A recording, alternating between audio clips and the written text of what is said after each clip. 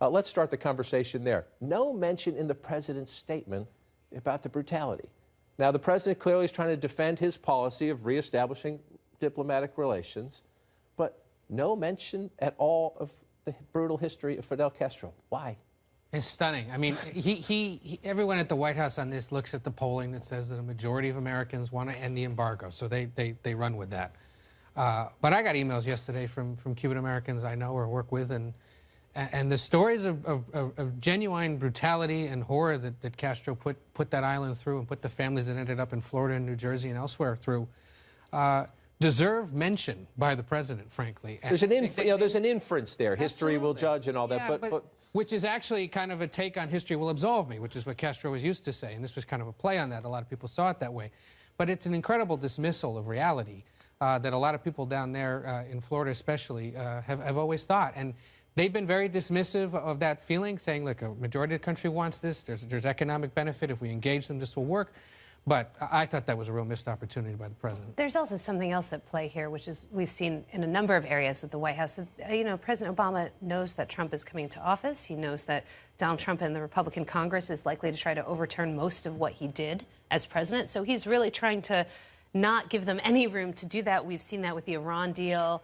We've seen that in other areas, you know, commuting sentences. They're trying to make it as hard as possible for them to roll back what he's done.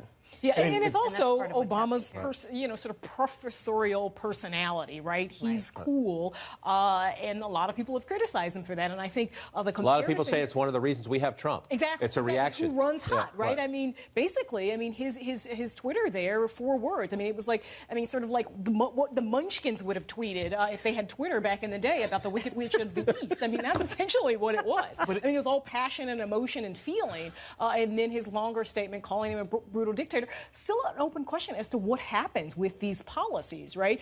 Because he seemed to suggest there would still be some sort of openness, kind of a wait and see in terms of those policies that Obama has ordered through executive action. On a slow week, we are doing a show on what would they have tweeted from Oz. Yeah.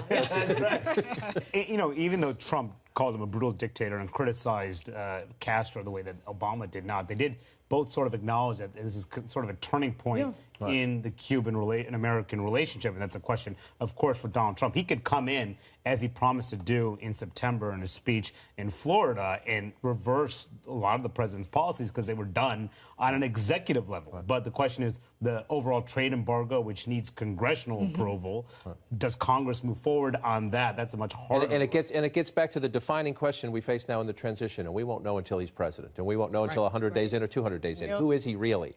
A lot of Republicans are having this question on the policy issues we'll get to in a few minutes. Trump's initial reaction was to support Obama when he had the opening in Cuba. Donald Trump, the hotel, the builder, the businessman, his initial reaction was to support the reopening. Then as a presidential candidate, he came back. So we don't know where this one's going. And I think, you know, we forget that this was a guy who sent emissaries to Cuba to explore the possibility of building a golf course. He has friends in the travel, lodging, and construction industries. He is in the construction industry. They all want to play ball down in Cuba. To see him reverse course on this when he knows that there are business opportunities down there, that would be a pretty stark reversal. Especially with flights opening. Yeah, they're already flying. Monday's the first commercial flight to have. He says he says like this on many issues, I can negotiate a better deal. So maybe that's what his effort will be, to try to negotiate a better deal. And with Fidel gone, maybe Raul's different. Who knows? This is a giant question mark here. Giant question mark. So let's on that issue. If Donald Trump is going to address this, he needs a Secretary of State. Who does he pick? Who does he pick? That's another tweet from Oz. But you have this remarkable. You know, he meets with Mitt Romney, and we all know the history. And you know, he calls Mitt Romney a loser and a choker for losing in 2012. Mitt Romney was a huge part of the Never Trump movement. Right. Said he could not support Donald Trump. He said it was, you know, essentially trickle down racism, trickle down misogyny, trickle down sexism in the country. He couldn't support it. Yet they meet. Romney wants the job. Our reporting from Jim Acosta at CNN is that they spoke at least once during the Thanksgiving break. We don't know the substance of the conversation. Mitt Romney, Rudy Giuliani's on the list. We're told Bob Corker, the senator from Tennessee, is on the list. General Kelly is on the list. Maybe General Petraeus, although I don't know how you get him a security clearance to be Secretary of State. But Kelly and Conway, the president's campaign manager, tweeting out essentially that she's getting all this blowback from the grassroots about how there's all this support. Then she tweets out over the weekend, Kissinger and Schultz as Secretary of State flew around the world less, counseled POTUS close to home more, and were loyal. Good checklist. Essentially, they're essentially trying to say you want somebody loyal to Trump. Yeah, Remarkable. What the public campaign saying, "Hey, boss, don't do this." This is another one of those defining questions, right? We know about Trump that we can't answer until he becomes president. We know this is a guy who praises loyalty. Rudy Giuliani was loyal. He may not be able to be confirmed by Congress. Trump has been turned off, reports say, by his public campaigning for the job. Mitt Romney was not loyal, as you point out. He was out there. I believe he called Trump a phony. But Trump believes that he looks the part. Yeah, he seems like a Secretary of State. But and frankly, that's a key point. I think Trump loves stars.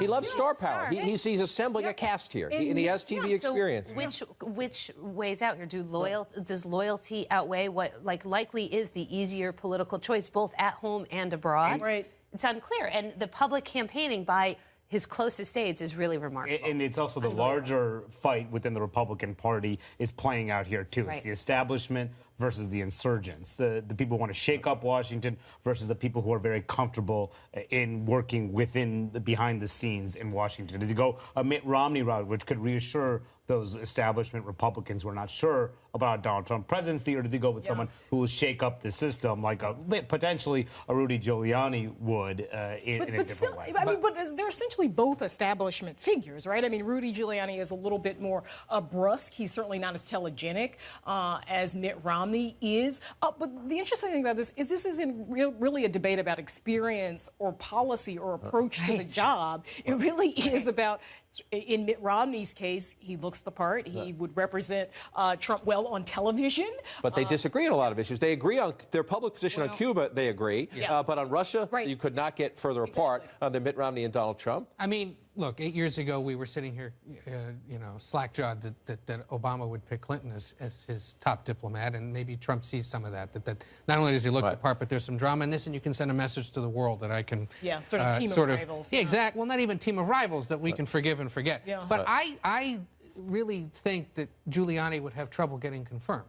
Right. Because if you've spent the last, essentially, 4 years prosecuting Hillary Clinton and her husband and all the ways they made money and all the things they did, Rudy Giuliani's no better.